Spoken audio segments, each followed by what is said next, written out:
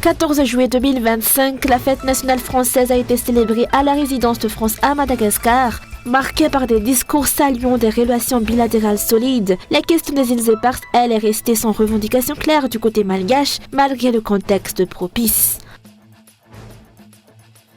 En ce 14 juillet, plus de 900 organisations de la société civile malgache appellent la France à restituer sans condition les îles éparses, dénonçant une occupation héritée de l'époque coloniale. De l'actualité internationale, Donald Trump a annoncé dimanche que les États-Unis enverraient à l'Ukraine des systèmes de défense antiaérienne Patriot, essentiels à Kiev pour se défendre face aux frappes russes, au moment où les relations du président américain avec son homologue russe montrent une dégradation.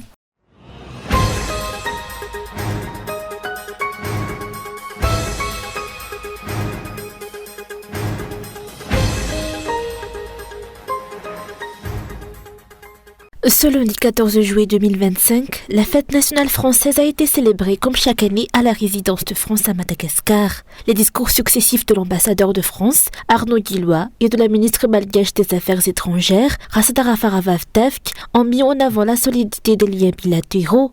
Il a été rappelé que cette relation s'appuie sur de nombreux accords de financement couvrant plusieurs projets de développement dans le pays. La France et Madagascar sont des frères, a déclaré l'ambassadeur Arnaud Guillois, soulignant la proximité historique et stratégique entre les deux nations.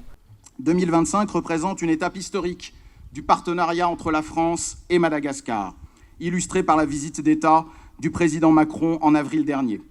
Dingana Irai, Manantantar, Nuhuni Fichidian, Arapanzaka Nanataoun, Filou, Emmanuel Macron, Tamin Volan, avril 2025. D'un proverbe malgache selon lequel la France et Madagascar sont comme deux frères qui traversent une forêt, solidaires, attentifs l'un à l'autre, avançant ensemble vers l'avenir. Piarala, Miana li Fransa ici Madagascar, Sam Mizur, Mifiampia, Ar, Miarakamiachk, Niho Av. Vive la République, vive la France, vive Madagascar, vive l'amitié entre Madagascar et la France.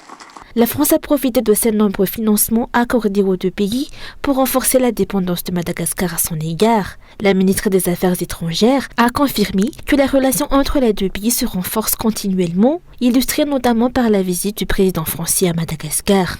Monsieur l'ambassadeur, vous l'avez dit, l'année 2025 constitue une étape significative dans les relations entre Madagascar et la France.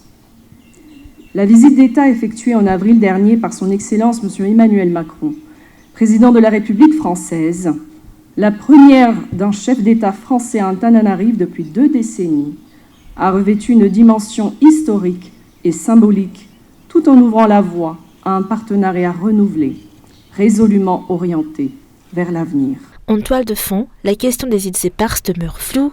Le gouvernement malgache s'est à peine exprimé sur le sujet, malgré une opportunité diplomatique de faire entendre les revendications malgaches sur ces territoires. Si la volonté commune de trouver une solution a été évoquée, aucune revendication directe n'a été formulée par Madagascar. Le gouvernement a réclamé une forte compensation financière, mais la France n'en a pas tenu compte jusqu'à maintenant.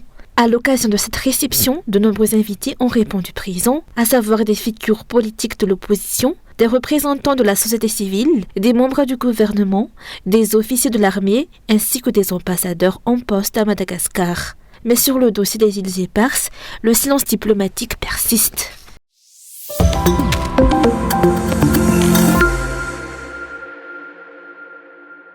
Alors que la France célèbre ce 14 juillet sa fête nationale, plus de 900 organisations de la société civile malgache appellent Paris à respecter pleinement la souveraineté de Madagascar sur les îles éparses. Dans une déclaration publiée ce jour à Antananarive, ces organisations rappellent que cette date, symbole de liberté, d'égalité, de fraternité, contraste avec la situation d'occupation persistante des îles malgaches par la France, considérée comme une survivance du passé colonial. Les OSC malgaches réitèrent leurs revendications fermes et sans condition de restitution des îles éparses, soutenues par les résolutions 1514 et 34/91 de l'Assemblée générale des Nations unies, qui appellent à l'éradication du colonialisme et à la restitution des territoires encore occupés. La liberté ne se partage pas à moitié, peut-on lire dans le communiqué. On ne peut célébrer la souveraineté d'un peuple tout en niant celle d'un autre. Cette sortie intervient dans un contexte tendu quelques jours après la seconde session de la commission mixte franco-malgache tenue à Paris le 30 juin 2025. Dans le rapport final,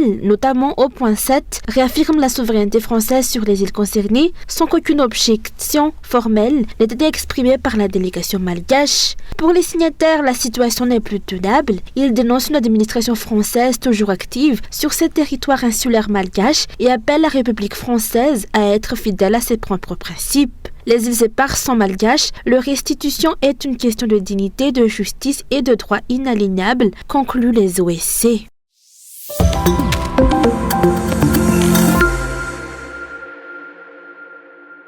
Personne d'autre que les Malgaches devrait bénéficier des richesses naturelles de cette terre, a déclaré ce jour la Tenmiranandjina Mirn, la Chambre des nobles Mirn, dans une déclaration sur la situation actuelle du pays.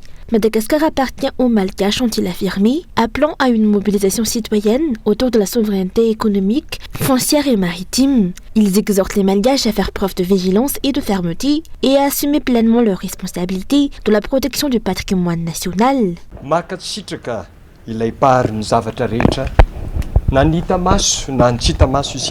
Merci aux créateurs de nous avoir confié cette terre riche et prospère. Elle nous a été donnée pour que nous, Malgaches, en soyons tous bénéficiaires, sans distinction. Cela implique une prise de responsabilité collective. Chacun d'entre nous doit se lever, s'exprimer, agir pour défendre nos terres et nos mers. Nous n'avons d'ennemis que la faim et la destruction de notre environnement. Ce n'est pas ma responsabilité seule, c'est la nôtre. Que nous soyons bénis dans ce combat.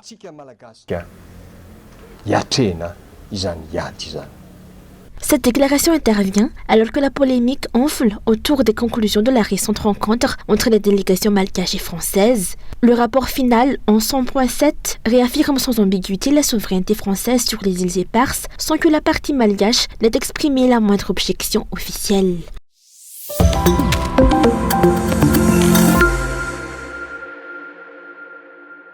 Cela fait un mois, jour pour jour, que l'affaire d'empoisonnement survenue à Imbo-Malaz lors d'une fête d'anniversaire secoue l'opinion publique. Un mois d'attente, d'incertitude et de questionnement pour les familles endeuillées, les patients encore hospitalisés et la société tout entière. Y a-t-il un groupe ou une personne protégée ? S'interroge le député du 5e arrondissement à la lumière des résultats d'analyse envoyés à l'étranger, rendus publics la semaine dernière par le ministère de la Santé publique.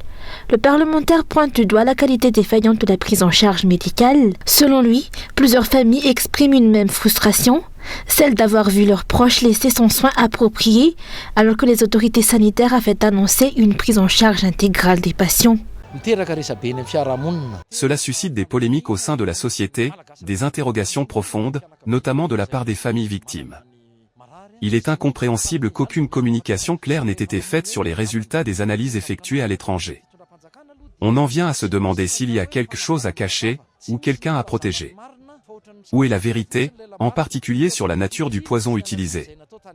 Le procureur a évoqué une substance rare, absente des produits alimentaires habituels, mais aucune information supplémentaire n'a été communiquée. Les familles vivent avec ce sentiment glaçant, que leurs proches attendent la mort.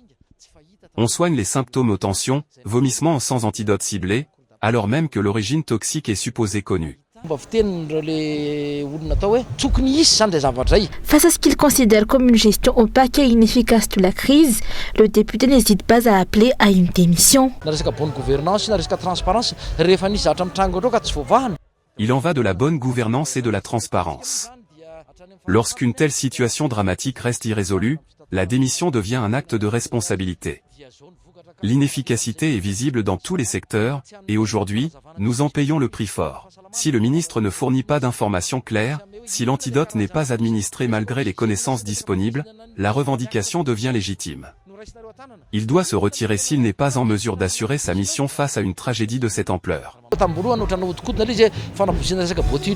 À ce jour, 29 personnes ont perdu la vie dans cette affaire toujours non élucidée. Pour rappel, les analyses menées à l'étranger ont confirmé la présence d'un élément toxique puissant non identifié dans l'alimentation courante, ni naturellement présent dans l'organisme humain, selon les déclarations officielles. Malgré cela, aucune suite judiciaire ou médicale claire n'a été engagée. Les autorités maintiennent la thèse d'un empoisonnement alimentaire, écartant la piste du botulisme. Mais pour de nombreux observateurs, une question reste entière. Que cherche-t-on à dissimuler ?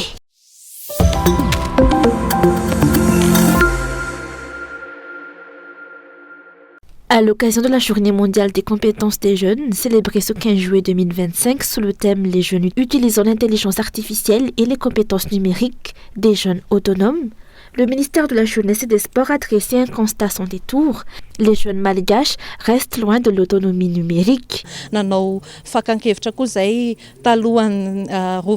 Une consultation menée 2 mois avant la célébration a révélé que les compétences numériques des jeunes doivent encore être renforcées pour favoriser leur épanouissement.